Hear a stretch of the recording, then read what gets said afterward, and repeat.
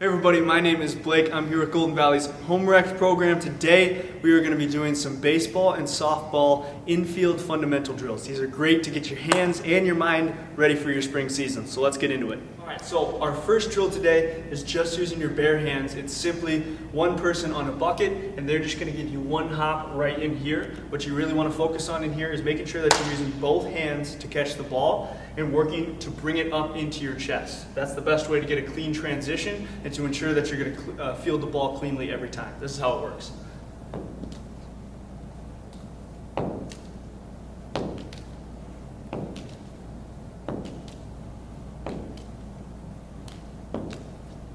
Okay, so for our next exercise here, what we're going to be using, this is called a pancake glove or a flat hand or whatever you want to call it. This is sort of a special utility glove, but what this really focuses on is working to absorb the ball. Again, just like the bare hand drill, but this focuses more on using your other hand rather than your glove hand a little bit more. So we'll show you how to do that right now.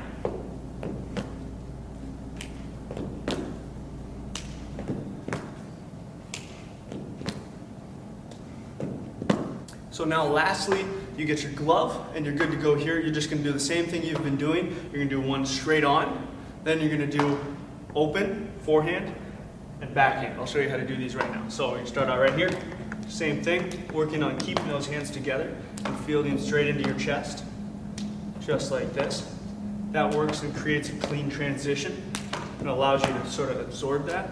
Make sure you're using your glove to absorb most of the hit of the ground ball. That's important because otherwise you'll be doing that and taking it off of your bare hand and that hurts.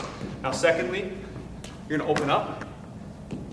What I suggest is get that glove on the ground right away. You can see I was talking so I wasn't doing it very well.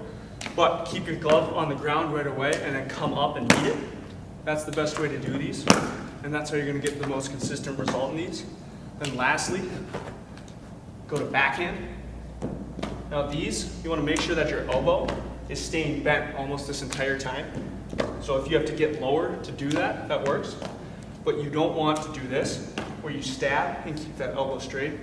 That's poor technique and will cause you to not field these very cleanly or consistently because the ball will just simply bounce out of your glove, which is not what we want.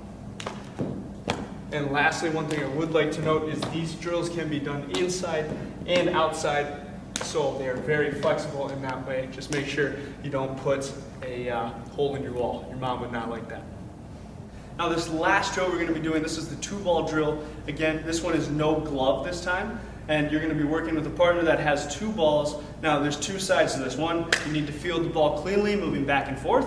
And also you need to make a clean throw back. This is just working on sort of your footwork and making sure that you can make these plays appropriately. Again, try and apply the things we've done in these last drills, keeping those hands out, fielding it into your chest. There are times when you're not going to be able to when you've had to field backhand, forehand, stuff like that. We get that. But the majority of the time, if you're fielding a clean ground ball, you want to work to exercise that technique as much as you can. This is how this works.